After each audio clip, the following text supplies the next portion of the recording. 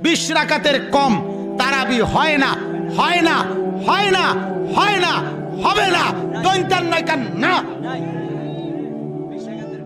কি নয় কেন না, দৈন্তান্ন মর্দিনান্ন না, দৈন্তান্ন কেন না। হ্যাঁ, 8 রাকাত যারা তারাবি পড়ে কিংবা বলে তাদের তারাবি আদায় হবে না। তারাবির নামাজ নিয়ে অনেক সমস্যা, 8 না 20 একটু বলবেন কি? গত লাইভে কিন্তু বলেছিলাম তারাবির সালাত 8 না 20। বিষ্ণু ঈসা ইসলাম রমাদান কিংবা রমাদানের বাইরে 11 রাকাতের বেশি পড়তেন না, সেক্ষেত্রে 8 রাকাত পড়তেন তিনি। তারাবি বলেন বা কিয়ামুল লাইল বলেন, যেটাই বলেন, আর বাকি 3 রাকাত ছিল বেতের পড়তেন।